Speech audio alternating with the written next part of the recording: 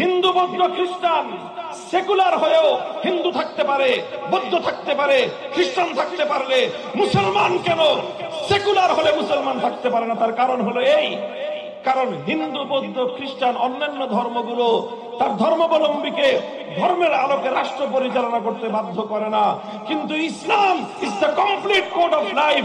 ইসলাম মানব জাতির পূর্ণাঙ্গ জীবন ব্যবস্থা হওয়ার কারণে ইসলাম রাষ্ট্র ব্যবস্থাকে, রাজনীতিকে, রাষ্ট্রনীতিকে অত্যন্ত গুরুত্বপূর্ণ ইসলামের অঙ্গ বলে ঘোষণা দিয়েছে। সুতরাং রাজনীতিকে যদি ইসলাম থেকে মাইনাস করা হয়, ইসলামকে অঙ্গহানি করা হবে।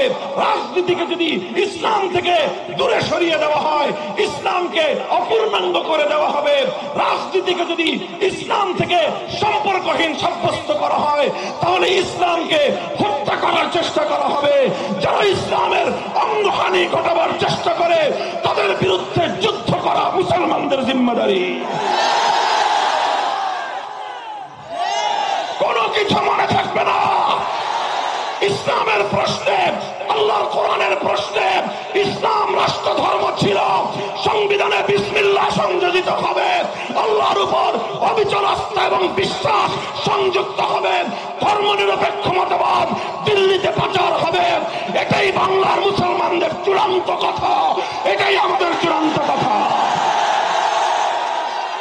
মানে এখানে ইসলামের প্রশ্নে জীবনের মায়া আমাদের নাই, ইসলামের প্রশ্নে রক্ত দিতে আমাদের কোনো কার্পণ্য নাই।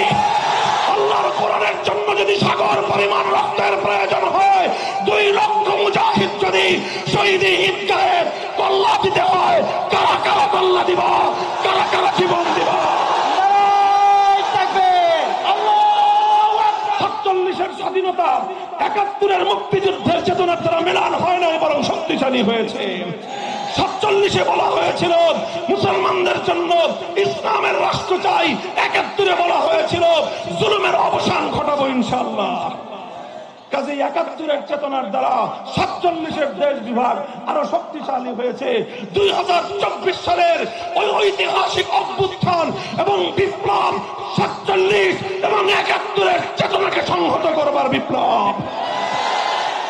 কাজেই জুলাইয়ের 2024 সালের জুলাই আগস্ট বিপ্লবের পর আজ বাংলাদেশে দাঁড়িয়ে দায়িত্বহীন ভাষায় বলতে চাই, আজ বাংলাদেশের সংবিধান সংস্কারের নতুন আওয়াজ উঠেছে।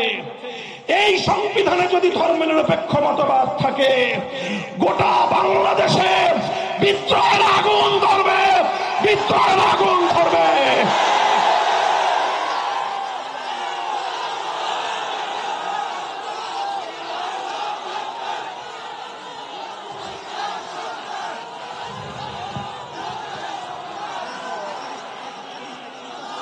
ধর্মনিরপেক্ষ মতবাদ ভারত থেকে পাচারকৃত মতবাদ। ভারতীয় আধিপত্যবাদকে রুখতে চাইলে ভারতীয় মাল ধর্মনিরপেক্ষ মতবাদ দিল্লিতে পাঠিয়ে দিতে হবে। ভারতের সেবাদাসী বাংলাদেশে তার জায়গা হয় নাই, ভারতের মূলনীতি বাংলাদেশে তার জায়গা হতে পারে না। এখন নতুন গান শুনতেছি আবার যে মুসলমানদের রাষ্ট্রে রাষ্ট্র ধর্ম ইসলাম হবে কেন, এটা নিয়েও নাকি নতুন করে অ্যালার্জির উৎপাত শুরু হয়েছে। যদি কারো অ্যালার্জির চুলকানি থাকে তাড়াতাড়ি সমাধান করেন, চিকিৎসা করেন। বলবেন কি চিকিৎসা? যাদের রাষ্ট্র ধর্ম ইসলাম শুনলে অ্যালার্জির চুলকানি হয়, এই রোগের সিমটম যারা পাবেন আগামী 1 সপ্তাহ শুধু আমার ওয়াজ শুনবেন ইনশাআল্লাহ। অন্য কোন বড় বড় আলেম ওলামাদের ওয়াজ শুনবেন না আপনারা। 1 সপ্তাহ পর্যন্ত শুধু আমার ওয়াজ শুনবেন ইনশাআল্লাহ। দেখবেন 1 সপ্তাহ পরে আপনার অ্যালার্জির চুলকানির উপদ্রব বন্ধ হয়ে যাবে। রাষ্ট্র ধর্ম ইসলাম থাকবে কি থাকবে না? আজ যদি নতুন করে আবার সেই প্রশ্ন আনেন, আমরা দাবি করতেছি ইসলামী রাষ্ট্র প্রতিষ্ঠার, আমরা দাবি করতেছি, আমরা অধিকার নিয়ে বলছি, আমরা দেশ বিভাগের সময় এই ভাগ যেভাবে পেয়েছি সেভাবে রাষ্ট্র কোরআন সুন্নাহর বাইরে কোনো আইন চলতে পারে না।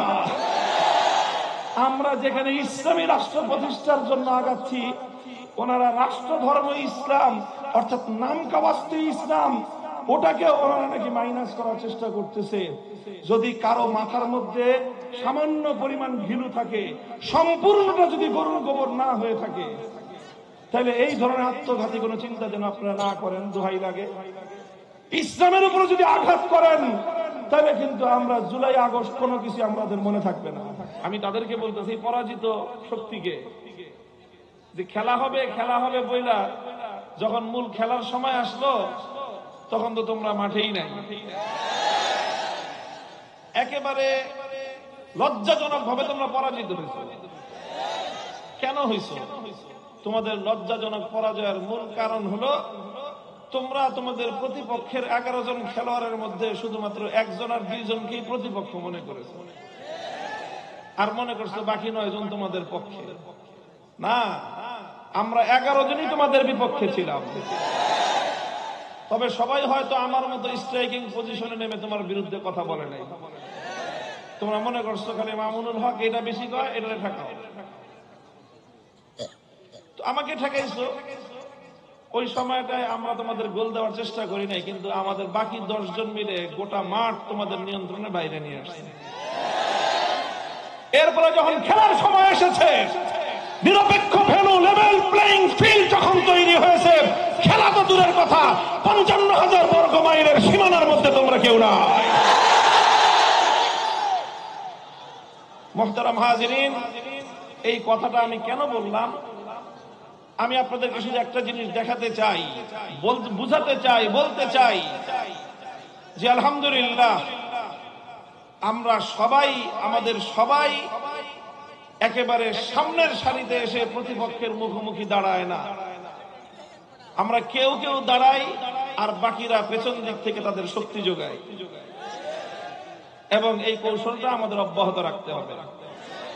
আমি বলি সবাইকে আলহামদুলিল্লাহ, আমাদের মধ্যকার এই বন্ধন, হৃদয়ের এই বন্ধন, আত্মার বন্ধন, আমাদের সমকালীন উলামাদের মধ্যে, সমকালীন ইসলাম বেত্তাদের মধ্যে বিভিন্নমুখী কর্মকাণ্ড আমরা যারা পরিচালনা করি, আমাদের মধ্যে যে ইস্পাত কঠিন শক্তি, ইস্পাত কঠিন যে ঐক্য, আল্লাহর রহমতে কান্নাহুম বুনিয়ানুম মারসুস, আল্লাহ এই শক্তির মধ্যে, ঐক্যের মধ্যে আরো বরকত দান করেন।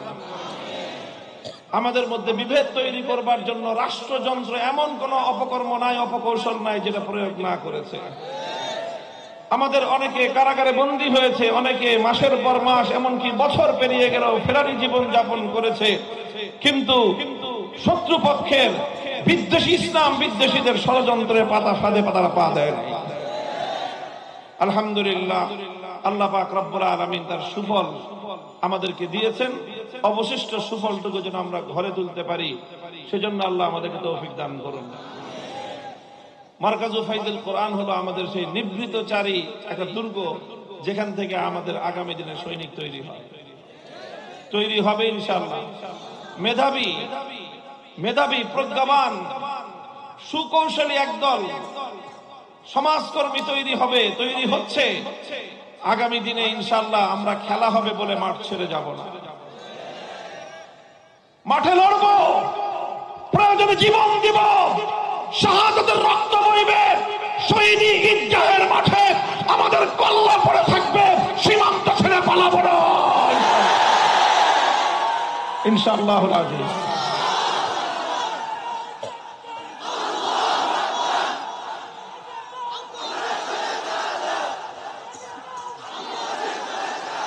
মুহতারাম হাজিরিন, রাত 12:15 বাজে, আবাসিক এলাকা, অনেক মানুষ এখানে ঘুমাবেন, বিশ্রামের প্রয়োজন, বাসা বাড়িতে মানুষের কষ্ট হবে। সুদীর্ঘ কোনো আলোচনা আমি করব না।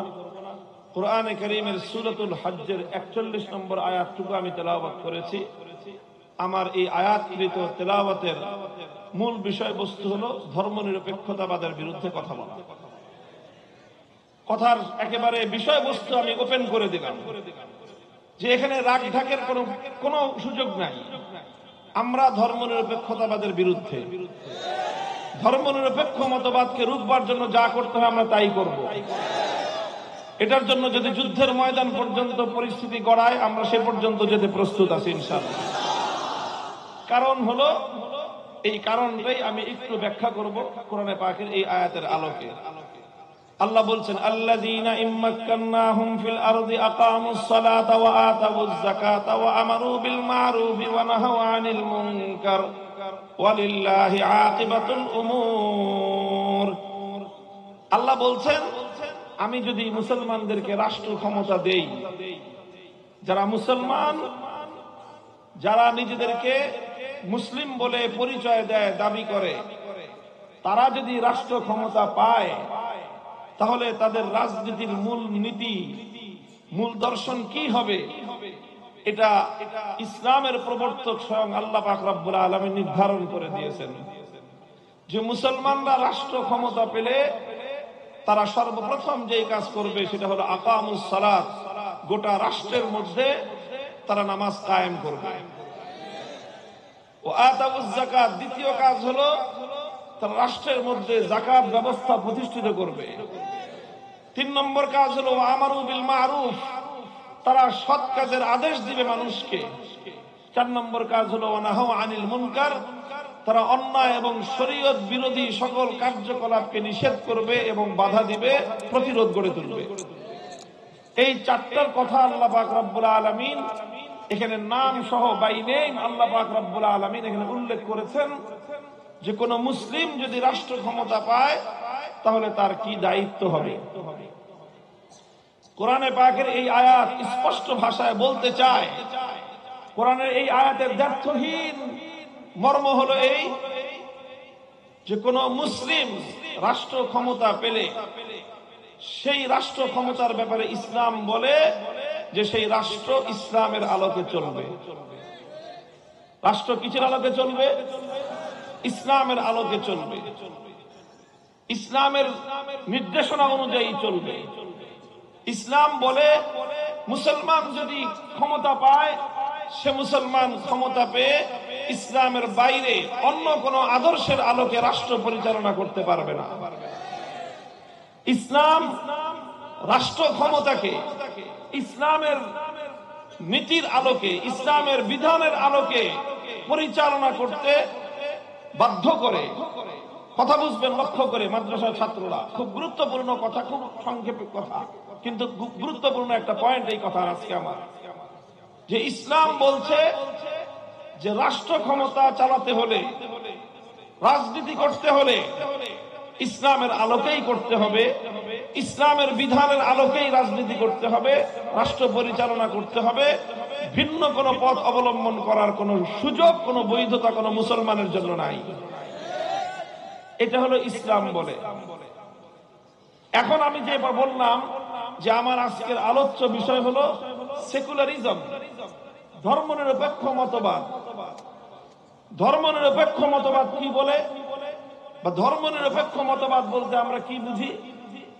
ধর্মনিরপেক্ষ মতবাদের এর ডেফিনিশন, এর সংজ্ঞা নিয়ে বেশ কিছু বক্তব্য আছে, তবে সব কথার মূল কথা, সার কথা হলো ধর্মনিরপেক্ষ মতবাদ বলে যে রাষ্ট্রের সঙ্গে ধর্মের কোনো সম্পর্ক থাকবে না। ধর্মনিরপেক্ষ মতবাদের মূল কথাটা হলো রাষ্ট্রের সাথে ধর্মের কোনো সম্পর্ক থাকবে না। ইসলাম বলে রাষ্ট্র ইসলামের বাইরে যেতে পারবে না। ধর্মনিরপেক্ষ মতবাদ বলে রাষ্ট্রে ইসলাম আসতে পারবে না। ধর্মনিরপেক্ষ মতবাদ অবশ্য শুধু ইসলামের কথা বলে না, ধর্মনিরপেক্ষ মতবাদ বলে রাষ্ট্রীয় ব্যাপারে ইসলাম বা অন্য কোন ধর্মেরই সংশ্লিষ্টতা থাকতে পারবে না। রাষ্ট্র পরিচালনার সঙ্গে ধর্মের কোন সম্পর্ক থাকতে পারবে না। এটাই হলো ধর্মনিরপেক্ষ মতবাদ। আমরা বলি ধর্মনিরপেক্ষ মতবাদই হলো ধর্মহীনতা। কেন এই কথা বলি? কেন এই কথা বলি? যেহেতু ধর্মনিরপেক্ষ মতবাদ রাষ্ট্র পরিচালনার নীতির প্রশ্নে ইসলামের সাথে সম্পূর্ণরূপে সাংঘর্ষিক অবস্থান রাখে। ইসলাম বলে রাষ্ট্র ধর্মের বাইরে যেতে পারবে না। ধর্মনিরপেক্ষ মতবাদ বলে রাষ্ট্র পরিচালনার সঙ্গে ধর্মের সম্পর্ক থাকতে পারবে না। এই কথার সূত্রে ফলাফল যেটা দাঁড়ায় সেটা হলো এই যে দেখেন, ধর্মনিরপেক্ষ মতবাদ এমন একটা মতবাদ যে অন্যান্য ধর্মাবলম্বীরা ধর্মনিরপেক্ষ হতে পারে, সেকুলার হতে পারে, কিন্তু কোন মুসলমান সেকুলার হতে পারে না। এই জন্য ভারতে ধর্মনিরপেক্ষ মতবাদ চলতে পারে, কারণ সেটা সংখ্যাগরিষ্ঠ হিন্দুদের রাষ্ট্র। আমেরিকায় ধর্মনিরপেক্ষ মতবাদ চলতে পারে, কারণ সেটা সংখ্যাগরিষ্ঠ খ্রিস্টানদের রাষ্ট্র। চায়নায় ধর্মনিরপেক্ষ মতবাদ চলতে পারে, কারণ সেটা সংখ্যাগরিষ্ঠ বৌদ্ধদের রাষ্ট্র। ঠিক তেমনি ভাবে অন্যান্য রাষ্ট্রে, যে সমস্ত রাষ্ট্রে অমুসলিমরা সংখ্যাগরিষ্ঠ, তাদের নিয়ন্ত্রণে রাষ্ট্র, সেই সব জায়গায় ধর্মনিরপেক্ষ মতবাদ চলতে পারে, কিন্তু মুসলিম সংখ্যাগরিষ্ঠ কোন দেশে ধর্মনিরপেক্ষ মতবাদ চলতে পারে না। অনেকে বলতে পারেন যে দুই রকম মতামত কেন? ভারতের ক্ষেত্রে আপনারা বলেন ধর্মনিরপেক্ষ মতবাদ চলতে পারে, বাংলাদেশ ক্ষেত্রে আপনারা কেন বলবেন যে ধর্মনিরপেক্ষ মতবাদ চলতে পারবে না? দুই রকম কথাটা কেন? এই ছাত্ররা বুঝতেছে প্রশ্ন? আমরা বলি ভারতে ধর্মনিরপেক্ষ মতবাদ চলুক, কিন্তু বাংলাদেশে ধর্মনিরপেক্ষ মতবাদ চলতে পারবে না। এর কারণটা কি? কারণ হলো এই, ধর্মনিরপেক্ষ মতবাদের সঙ্গে হিন্দু ধর্মের কোন সংঘর্ষ নাই, ধর্মনিরপেক্ষ মতবাদের সঙ্গে বৌদ্ধ ধর্মের কোন সাংঘর্ষিকতা নাই, ধর্মনিরপেক্ষ মতবাদের সঙ্গে খ্রিস্ট ধর্মের কোন বৈপরীত্য, কোন সাংঘর্ষিকতা নাই। কিন্তু ধর্মনিরপেক্ষ মতবাদের সঙ্গে ইসলামের শতভাগ সংঘর্ষ রয়েছে। ইসলামের সাথে ধর্মনিরপেক্ষ মতবাদের সাংঘর্ষিকতা আছে। হিন্দু, বৌদ্ধ, খ্রিস্টান অন্যান্য ধর্মের সঙ্গে ধর্মনিরপেক্ষ মতবাদের সাংঘর্ষিকতা নাই। কারণটা কি? আবার ওই কথা মনে করেন, স্মরণ করেন যে ধর্মনিরপেক্ষ মতবাদ কাকে বলা হয়। এটা মূল কথাটা মনে রাখতে হবে যে ধর্মনিরপেক্ষ মতবাদের অর্থ হলো রাষ্ট্রের সঙ্গে ধর্মের কোন সম্পর্ক থাকতে পারবে না।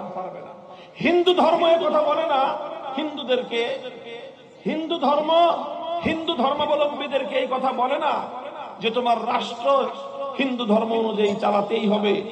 এরকম বাধ্যবাধকতা হিন্দুদের প্রতি তার ধর্মের পক্ষ থেকে নেই। এইরকম বাধ্যবাধকতা বৌদ্ধদের প্রতি তাদের ধর্মের পক্ষ থেকে নেই। রাষ্ট্রকে ধর্মের আলোকেই চালাতে হবে, এইরকম বাধ্যবাধকতা খ্রিস্টানদের প্রতি তাদের ধর্মের পক্ষ থেকে নেই। কিন্তু এইরকম বাধ্যবাধকতা পৃথিবীতে একমাত্র ধর্ম ইসলামের পক্ষ থেকে মুসলমানদের প্রতি রয়েছে। এই জন্য হিন্দু যদি ধর্মনিরপেক্ষ হয়, সে ধর্মনিরপেক্ষ থাকতে পারে, হিন্দুও থাকতে পারে। খ্রিস্টান যদি ধর্মনিরপেক্ষ হয়, সে ধর্মনিরপেক্ষ থাকতে পারে, খ্রিস্টানও থাকতে পারে। বৌদ্ধ যদি ধর্মনিরপেক্ষতা মতবাদের অনুসারী হয়, সে ধর্মনিরপেক্ষ হতে পারে, বৌদ্ধও থাকতে পারে। কিন্তু মুসলমান যদি ধর্মনিরপেক্ষ হয়, ধর্মনিরপেক্ষ থাকতে পারে, মুসলমান থাকতে পারে না। মূল কথাটা বুঝতে হবে। কারণ হিন্দু, বৌদ্ধ, খ্রিস্টান সেকুলার হয়েও হিন্দু থাকতে পারে, বৌদ্ধ থাকতে পারে, খ্রিস্টান থাকতে পারলে মুসলমান কেন সেকুলার হলে মুসলমান থাকতে পারে না? তার কারণ হলো এই, কারণ হিন্দু, বৌদ্ধ, খ্রিস্টান অন্যান্য ধর্মগুলো তার ধর্মাবলম্বীকে ধর্মের আলোকে রাষ্ট্র পরিচালনা করতে বাধ্য করে না। কিন্তু Islam is the complete code of life. Islam মানব জাতির পূর্ণাঙ্গ জীবন ব্যবস্থা হওয়ার কারণে ইসলাম রাষ্ট্র ব্যবস্থাকে, রাষ্ট্রনীতিকে অত্যন্ত গুরুত্বপূর্ণ ইসলামের অঙ্গ বলে ঘোষণা দিয়েছে। সুতরাং রাজনীতিকে যদি ইসলাম থেকে মাইনাস করা হয়, ইসলামকে অঙ্গহানি করা হবে। রাজনীতিকে যদি ইসলাম থেকে দূরে সরিয়ে দেওয়া হয়, ইসলামকে অপূর্ণাঙ্গ করে দেওয়া হবে। রাজনীতিকে যদি ইসলাম থেকে সম্পর্কহীন সাব্যস্ত করা হয়, তাহলে ইসলামকে হত্যা করার চেষ্টা করা হবে। যারা ইসলামের অঙ্গহানি ঘটাবার চেষ্টা করে, তাদের বিরুদ্ধে যুদ্ধ করা মুসলমানদের জিম্মাদারি।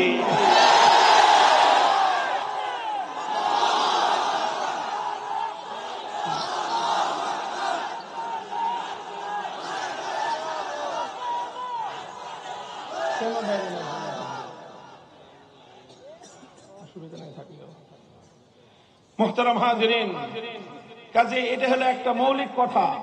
এই পার্থক্যটা আমাদেরকে বুঝতে হবে, এই পার্থক্যটা আমাদেরকে বুঝতে হবে ধর্মনিরপেক্ষ মতবাদ ইসলামের দৃষ্টিতে সম্পূর্ণ কুফরি একটা মতবাদ। সেকুলার একটা ধর্ম ইসলামের দৃষ্টিতে, এই ধর্ম অনেক দিক থেকে অনেক বিবেচনায় হিন্দু বৌদ্ধ খ্রিস্টান ধর্মের চেয়েও সেকুলার ধর্মটা আরো ভয়ঙ্কর ধর্ম। মুসলমানের জন্য হিন্দু বৌদ্ধ খ্রিস্টান ধর্মের চেয়েও সেকুলার ধর্ম আরো মারাত্মক, আরো ক্ষতিকর এবং আরো ভয়ঙ্কর। কারণ হলো ধর্মনিরপেক্ষ মতবাদের মাধ্যমে মুসলমানদেরকে যেভাবে ধোঁকা দেয়া যায়, হিন্দু বৌদ্ধ খ্রিস্টান অন্য কোন ধর্মের মাধ্যমে মুসলমানদেরকে সেই রকম ধোঁকা দেওয়া যায় না। আপনি দেখেছেন কোথাও কোন মানুষ এই কথা দাবি করে যে আমি হিন্দু আবার মুসলমান? নাই। কোন মানুষ এই কথা দাবি করে যে আমি বৌদ্ধ এবং মুসলমান? কারণ প্রত্যেকটা মানুষ জানে হিন্দু হলে মুসলমান হওয়া যায় না, বৌদ্ধ হলে মুসলমান হওয়া যায় না, খ্রিস্টান হলে মুসলমান হওয়া যায় না। অথচ আপনি অসংখ্য মানুষ পাবেন যে সে বলবে যে আমি সেকুলার, আমি আবার মুসলিম। গোটা আওয়ামী লীগটাই যে অবস্থা। আওয়ামী লীগের টপ টু বটম হাজি পাজি গাজি যা আছে এই সব একদিকে সেকুলার আর একদিকে বলে মুসলিম। অথচ একজন হিন্দু যেরকম মুসলিম হতে পারে না, একজন বৌদ্ধ যেরকম মুসলিম হতে পারে না, একজন খ্রিস্টান যেরকম মুসলিম হতে পারে না, সেকুলারিজম যদি কেউ বুঝে থাকে সেও একথা মানতে বাধ্য হবে সেকুলার কোন ব্যক্তিও মুসলিম হতে পারে না। তাহলে বলবেন তাহলে আওয়ামী লীগের লোকজন যে সেকুলার আবার মুসলিম হয়েছে, আমি বলবো সেকুলার হয়ে যে তারা নিজেদেরকে মুসলিম বলে এর দুইটার যে কোনো একটা কারণ হতে পারে। হয় তারা আসলে ইসলামের সঙ্গে তামাশা করে, তারা আসলে অমুসলিম বেঈমান, কিন্তু তারা মুসলমানের রূপ ধারণ করে ধোঁকাবাজি করে। আর না হয় এর চেয়ে হালকা কথা যেটা সেটা বলতে হবে এরা সব গণ্ড মূর্খের দল। এরা বুঝে না যে ধর্মনিরপেক্ষ হলে মুসলিম থাকা যায় না, এই কথাটা তারা বুঝে না। না বুঝে তারা একদিকে ধর্মনিরপেক্ষ আর একদিকে মুসলিম দাবি করে।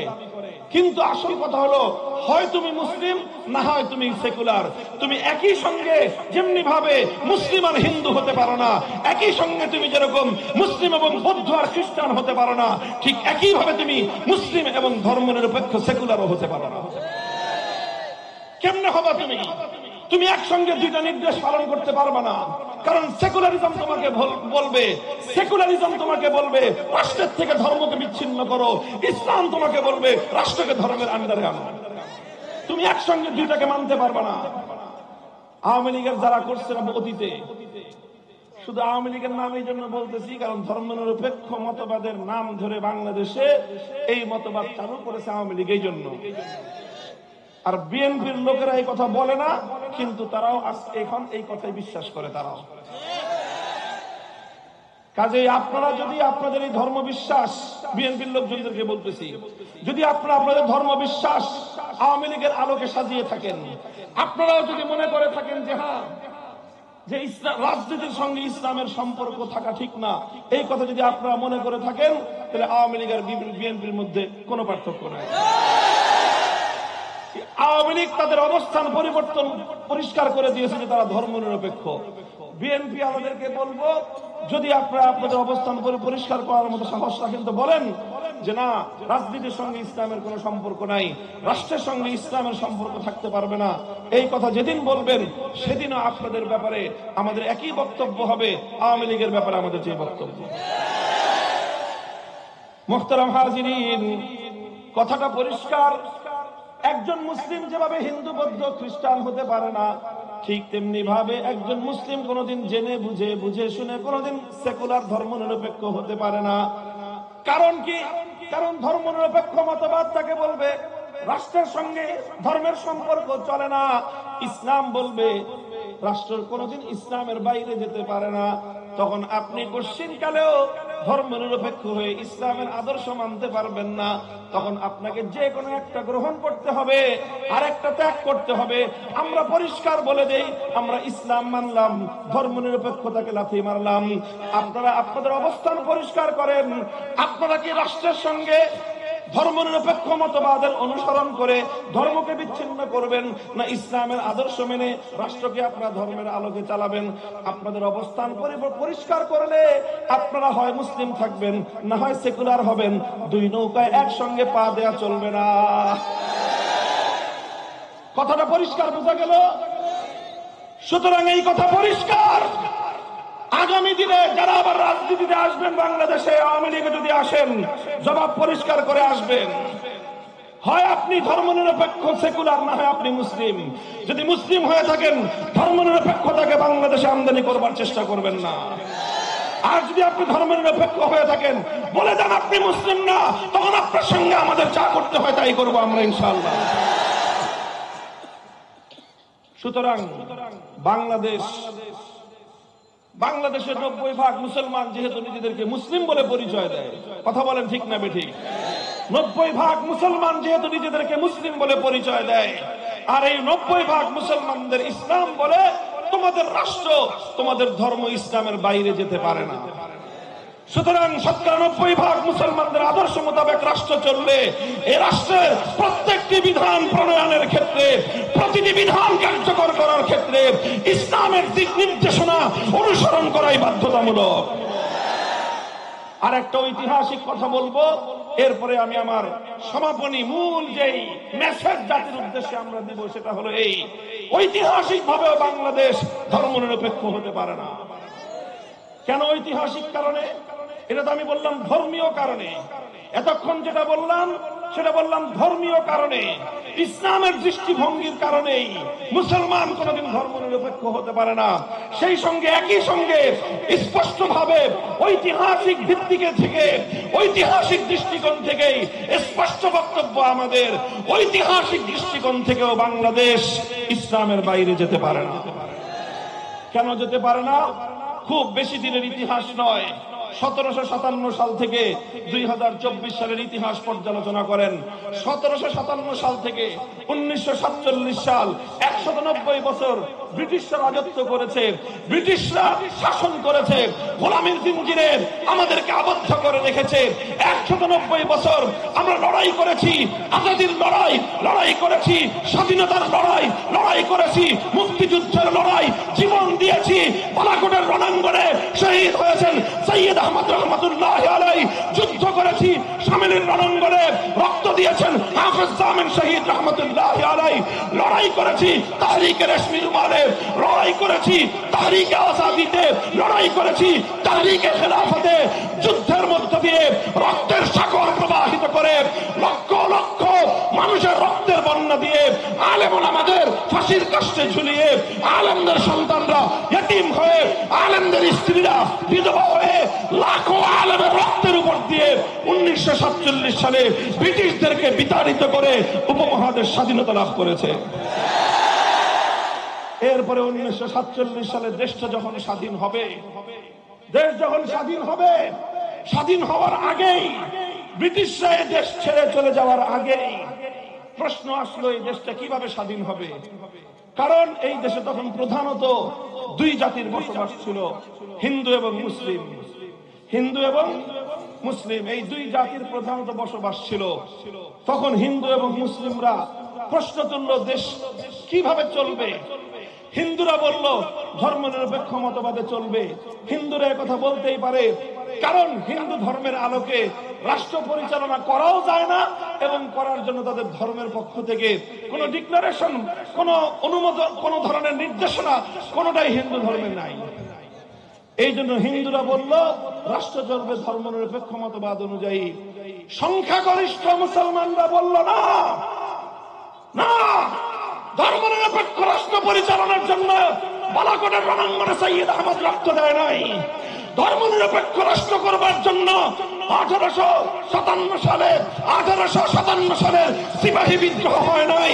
1857 সালে শামিলের রণাঙ্গনে হাফেজ জামিন শহীদ হয়েছেন, জীবন দিয়েছেন ধর্মনিরপেক্ষ রাষ্ট্র করবার জন্য নয়, বরং তাদের জীবন দেওয়ার উদ্দেশ্য ছিল একটাই, আল্লাহর জমিনে আল্লাহর কোরআনের রাজ কায়েম হবে। হিন্দু এবং মুসলমানদের এই বিতর্কের সমাধান কি হলো? সংখ্যাগরিষ্ঠ মুসলমানরা বললেন আমাদের এত বড় রাষ্ট্রের দরকার নাই, আমাদের এত উন্নতির প্রয়োজন নাই, আমাদের অর্থনৈতিক উন্নতি এতটা দরকার নাই, আমাদের জাগতিক উন্নতি এত দরকার নাই। সব কিছুর বিনিময়ে আমরা চাই একটা ভূখণ্ড, যে ভূখণ্ডে চলবে আল্লাহর আইন, যেই ভূখণ্ডের সংবিধান হবে আল কোরআন। শেষ পর্যন্ত সংখ্যাগরিষ্ঠ মুসলমানদের সেই দাবি বিজয়ী হলো। বিজয়ী হয়ে মুসলমানদের জন্য সেপারেট ভাগ করা হলো জমিন, দেশ ভাগ হলো, এক ভাগ ধর্মনিরপেক্ষতাবাদীদের জন্য, আরেক ভাগ ইসলামপন্থী এবং ইসলাম ধর্মাবলম্বীদের জন্য। 1947 সালে জমিন ভাগাভাগি হলো। 1947 সালে দুই ভাইয়ের মধ্যে, হিন্দু মুসলিম দুই ভাই, জমিন ভাগাভাগি হয়েছে। হিন্দুরা সংখ্যায় কিছু বেশি, জমিন বেশি পেয়েছে। মুসলমানরা সংখ্যায় কিছু কম, এজন্য জমিন কম পেয়েছে, ভূখণ্ড কম পেয়েছে। আর এইভাবে ভাগ করতে গিয়ে মুসলমানদেরকে অনেক রক্ত দিতে হয়েছে, অনেক জীবন দিতে হয়েছে, অনেক ত্যাগ স্বীকার করতে হয়েছে, জানের কোরবানি দিতে হয়েছে, মালের কোরবানি দিতে হয়েছে। 1947 সালের দেশ বিভক্তির নির্মম ইতিহাস পড়ুন, সেখানে পড়বেন হাজার হাজার নয়, লক্ষ লক্ষ পরিবার এমন যারা কোটিপতি ছিলেন, শুধুমাত্র ইসলামের রাষ্ট্র প্রতিষ্ঠার জন্য একদিনের ব্যবধানে বাগদাদের 14 পুরুষের বাস্তু ভিটা ছেড়ে দিয়ে, কোটি কোটি টাকার সম্পত্তি ছেড়ে দিয়ে, পথের ভিখারি হয়ে নিজের বাগদাদের এলাকা ছেড়ে ইসলামী রাষ্ট্রের সন্ধানে হাজার হাজার মাইল হিজরত করে মুসলমানদের ভূখণ্ডে তারা চলে এসেছিল। অসংখ্য অগণিত দৃষ্টান্ত। সেই চলতে গিয়ে শুধু সম্পদের কোরবানি দিয়েছে তা নয়, অনেক মা প্রতিমধ্যে তার কলিজার টুকরা, বুকের ছেঁড়া ধন, নারীর ছেঁড়া ধন সন্তানকে হারিয়েছে। অনেক স্ত্রী তার স্বামীকে হারিয়েছে, অনেক স্বামী স্ত্রীকে হারিয়েছে, অনেক সন্তান বাবা মা থেকে বিচ্ছিন্ন হয়ে গিয়েছে। এই সব ত্যাগ আর কোরবানির বিনিময়ে 1947 সালে মুসলমানদের জন্য আলাদা ভূখণ্ড তৈরি হয়েছিল।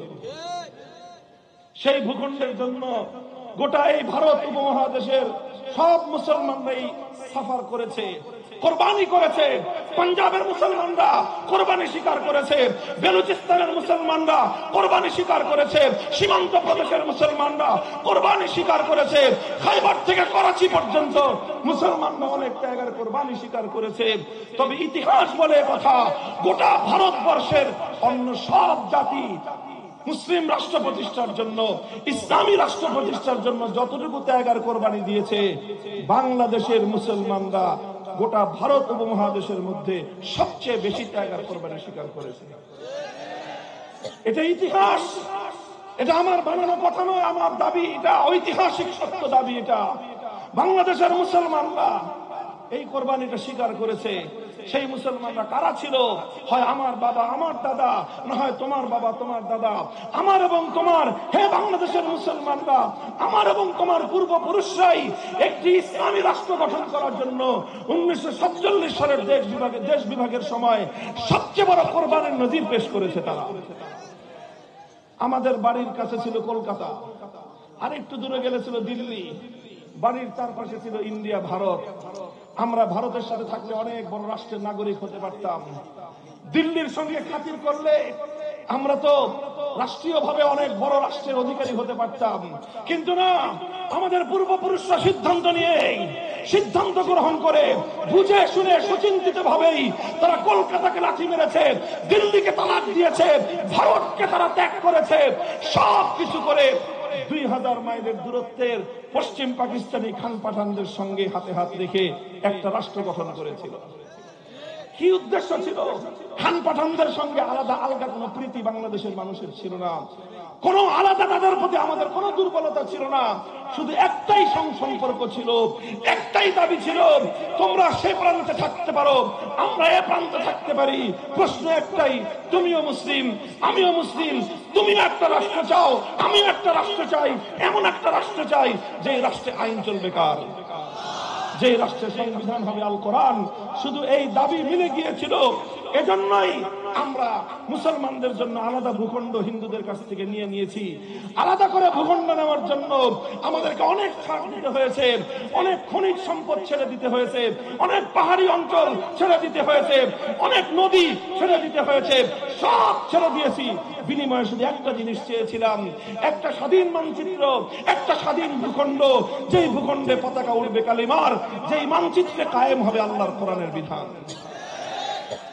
এই তো ছিল 47 সাল থেকে 71 সাল পর্যন্ত 24টা বছর পশ্চিম পাকিস্তানি খান পাঠানরা বিশ্বাসঘাতকতার গাদ্দারি করেছে মুসলমানদের সঙ্গে। ওয়াদা ছিল, কথা ছিল, 47-এর আগে মুসলিম লীগের কথা বলতেন। মুসলিম লীগের লিডার সোহরাওয়ার্দী এই ওয়াদা করেছিলেন, সোহরাওয়ার্দীর কর্মী শেখ মুজিবুর রহমান সাহেব এই ওয়াদা করেই 1947 সালে মুসলিম লীগের জন্য এই দেশকে আলাদা করেছিলেন। আপনারা তো খালি করে বলেন আপনাদের নেতার কথা। আপনার নেতা রাজনীতি শুরু করেছিল এই কথা দিয়ে যে মুসলমানদের জন্য আলাদা ভূখণ্ড হতে হবে, আর সেই ভূখণ্ড চলবে আল্লাহর কোরআনের আইন অনুযায়ী। এরপরে আপনার নেতা, এরপরে আপনাদের নেতারা কিছুদিন পরে মুসলিম লীগ থেকে হলো আওয়ামী মুসলিম লীগ, এরপরে ইসলামকে পরিপূর্ণ ত্যাগ করে আওয়ামী মুসলিম লীগ থেকে আপনারা হয়ে গেলেন আওয়ামী লীগ। আপনারা যাই হলেন, এটা নিয়ে আমার আপত্তি নাই। আপনারা যেটা হন আপনাদের ইয়োর চয়েস, আপনাদের সিদ্ধান্তের বিষয়। কিন্তু প্রশ্ন হলো হিন্দুদের সঙ্গে ভাগাভাগি করে মুসলমানরা যে ভূখণ্ড পেল, সেই ভূখণ্ডে ইসলামকে মাইনাস করবার অধিকার আপনাকে কে দিল? 1971 মুক্তিযুদ্ধের আগ পর্যন্ত আওয়ামী লীগের প্রধান নেতা, সেকেন্ড নেতা, তৃতীয় নেতা, উপনেতা, পাতি নেতা, সাথী নেতা, কোন নেতা 24 বছরের মধ্যে কোনদিন মুক্তিযুদ্ধ চলাকালীন সময়ের 9 মাসে কোনদিন জাতির কাছে কথা বলে নাই যে এই দেশটা স্বাধীন হলে ধর্মনিরপেক্ষ মতবাদ আসবে। কোনদিন এই কথা বলেন নাই। বরং কি বলেছিলেন? 70-এর জাতীয় নির্বাচনের সময় আপনাদের নেতা শেখ মুজিবুর রহমান সাহেব জাতির সঙ্গে ওয়াদা করেছিলেন জিততে পারলে কোরআন সুন্নাহ বিরোধী কোনো আইন করবেন না। এগুলো ইতিহাস ভুলে যায় না, ইতিহাসে লেখা আছে। আপনারা ভুলে যেতে পারেন, আপনাদের অফিস আগুন দিয়ে পুড়ে যেতে পারে, ইতিহাস মুছে যায় না। মনে রাখবেন এরপরে কি করলেন আপনার নেতা? 70 সালে এই ঘোষণা দিয়েছিলেন কোরআন সুন্নাহ বিরোধী কোনো আইন তৈরি করা হবে না।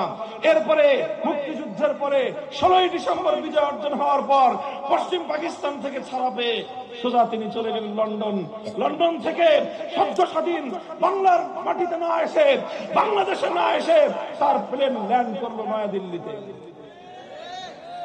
নয়াদিল্লিতে তার মগজ ধোলাই হয়ে গেল। সেই মগজ ধোলাই হয়ে নয়াদিল্লির তৎকালীন প্রধানমন্ত্রী শ্রীমতী ইন্দিরা গান্ধী প্রেসক্রিপশন ধরা দিলেন, খবরদার বাংলাদেশ এভাবে চালাবি। এমন একটা প্রেসক্রিপশন, বাংলাদেশ ধর্মনিরপেক্ষ রাষ্ট্র হতে পারে না। কারণ 47-এ যে ভাগ হয়েছে, যারা ধর্মনিরপেক্ষ তাদের ভাগে ভারত পড়েছে। গোটা ভারত উপমহাদেশের 4 ভাগের 3 ভাগ তো বেটা তোরা পাইলি, 4 ভাগের 1 ভাগ পেয়েছিলাম আমরা মুসলিমরা। এখন সেই মুসলিমদের জন্য যে ভূখণ্ড দেওয়া হলো, ভাগে আমরা অর্ধেক পাই, সেখানে আমরা পেলাম 4 ভাগের 1 ভাগ। সেই 4 ভাগের 1 ভাগে আমরা স্বাধীনভাবে আল্লাহর দ্বীন কায়েম করব, আমরা স্বাধীনভাবে আল্লাহর দ্বীন নিয়ে বেঁচে থাকবো। তোমাদের যদি আল্লাহর দ্বীন নিয়ে আল্লাহর কোরআনী শাসনে থাকতে মনে না চায়, তোমাদের জন্য সীমান্ত খোলা আছে, নেত্রীর মতো ধর্মনিরপেক্ষ ভারতে চলে যাও।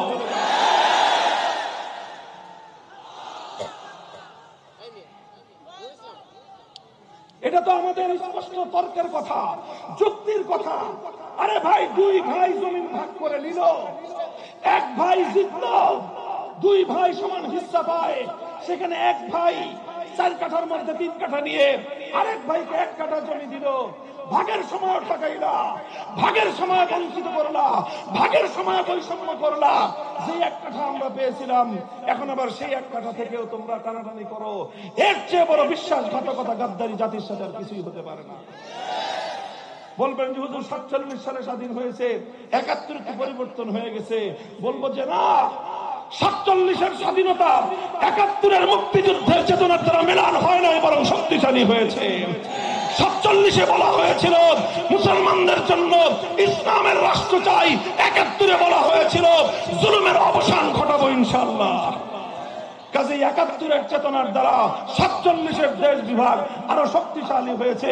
2024 সালের ওই ঐতিহাসিক অভ্যুত্থান এবং বিপ্লব 47 এবং 71-এর চেতনাকে সংহত করবার বিপ্লব।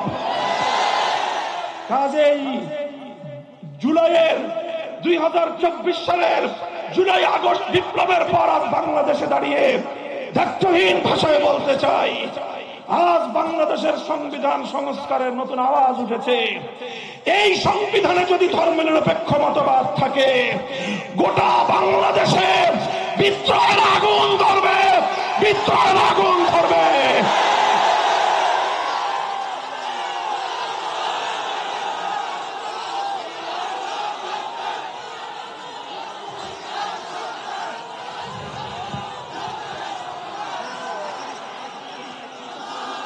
ধর্মনিরপেক্ষ মতবাদ ভারত থেকে পাচারকৃত মতবাদ। ভারতীয় আধিপত্যবাদকে রুখতে চাইলে ভারতীয় মাল ধর্মনিরপেক্ষ মতবাদ দিল্লিতে পাঠিয়ে দিতে হবে। ভারতের সেবাদাসী বাংলাদেশে তার জায়গা হয় নাই, ভারতের মূলনীতি বাংলাদেশে তার জায়গা হতে পারে না। এখন নতুন গান শুনতেছি আবার যে মুসলমানদের রাষ্ট্রে রাষ্ট্র ধর্ম ইসলাম হবে কেন, এটা নিয়েও নাকি নতুন করে অ্যালার্জির উৎপাত শুরু হয়েছে। যদি কারো অ্যালার্জির চুলকানি থাকে তাড়াতাড়ি সমাধান করেন, চিকিৎসা করেন। বলবেন কি চিকিৎসা? যাদের রাষ্ট্র ধর্ম ইসলাম শুনলে অ্যালার্জির চুলকানি হয়, এই রোগের সিমটম যারা পাবেন আগামী এক সপ্তাহ শুধু আমার ওয়াজ শুনবেন ইনশাআল্লাহ। অন্য কোন বড় বড় আলেম ওলামাদের ওয়াজ শুনবেন না আপনারা, এক সপ্তাহ পর্যন্ত শুধু আমার ওয়াজ শুনবেন ইনশাআল্লাহ। দেখবেন এক সপ্তাহ পরে আপনার অ্যালার্জির চুলকানির উপদ্রব বন্ধ হয়ে যাবে। রাষ্ট্র ধর্ম ইসলাম থাকবে কি থাকবে না? আজ যদি নতুন করে আবার সেই প্রশ্ন আনেন, আমরা দাবি করতেছি ইসলামী রাষ্ট্র প্রতিষ্ঠার, আমরা দাবি করতেছি, আমরা অধিকার নিয়ে বলছি, আমরা দেশ বিভাগের সময় এই ভাগ যেভাবে পেয়েছি সেভাবে রাষ্ট্র কোরআন সুন্নাহর বাইরে কোনো আইন চলতে পারে না। আমরা যেখানে ইসলামী রাষ্ট্র প্রতিষ্ঠার জন্য আগাচ্ছি, ওনারা রাষ্ট্র ধর্ম ইসলাম অর্থাৎ নামকাওয়াস্তে ইসলাম, ওটাকে ওনারা নাকি মাইনাস করার চেষ্টা করতেছে। যদি কারো মাথার মধ্যে সামান্য পরিমাণ ঘিলু থাকে, সম্পূর্ণটা যদি গরুর গোবর না হয়ে থাকে, তাহলে এই ধরনের আত্মঘাতী কোন চিন্তা যেন আপনারা না করেন, দোহাই লাগে। ইসলামের উপরে যদি আঘাত করেন তাহলে কিন্তু আমরা জুলাই আগস্ট কোনো কিছু আমাদের মনে থাকবে না, কোনো কিছু মনে থাকবে না। ইসলামের প্রশ্নে, আল্লাহর কোরআনের প্রশ্নে ইসলাম রাষ্ট্র ধর্ম ছিল, সংবিধানে বিসমিল্লাহ সংযোজিত হবে, আল্লাহর উপর অবিচল আস্থা এবং বিশ্বাস সংযুক্ত হবে, ধর্মনিরপেক্ষ মতবাদ দিল্লিতে পাচার হবে। এটাই বাংলার মুসলমানদের চূড়ান্ত কথা, এটাই আমাদের চূড়ান্ত কথা।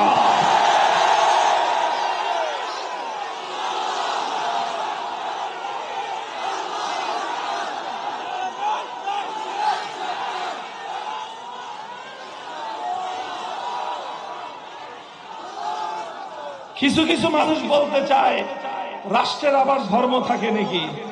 কিছু কিছু মানুষ বলতে চায় ধর্ম তো মানুষের থাকে, রাষ্ট্রের ধর্ম থাকে না। আমরা বলি রাষ্ট্রের তো ধর্ম থাকে না, ধর্ম অনুযায়ী রাষ্ট্র চলে। কাজেই ধর্ম অনুযায়ী রাষ্ট্র চালান। সংবিধানে কোরআন সুন্নাহ বিরোধী, ইসলামী শরিয়া বিরোধী কোন আইন, কোন নীতিমালা, কোন বিধিমালা যেন বাংলাদেশে কার্যকর না হতে পারে, এইরকম একটা ধারা সংবিধানে সংযুক্ত করেন। যেটুকু আছে ওগুলোতে যদি হাত দিতে আসেন, এরপরে যদি দেশে গৃহযুদ্ধ লাগে আপনারা দায়ী থাকবেন। মনে রাখেন, ইসলামের প্রশ্নে জীবনের মায়া আমাদের নাই, ইসলামের প্রশ্নে রক্ত দিতে আমাদের কোনো কার্পণ্য নাই। আল্লাহর কোরআনের জন্য যদি সাগর পরিমাণ রক্তের প্রয়োজন হয়, 2 লক্ষ মুজাহিদ যদি শহীদি ঈদগাহে কল্লা দিতে হয়, কারা কারা কল্লা দিব, কারা কারা জীবন দিব?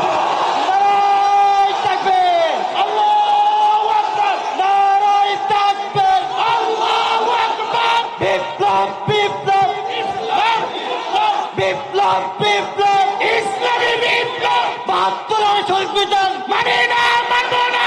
72 সংবিধান মানে না, মানবো না। তত্ত্বাবধান দিন শেষ।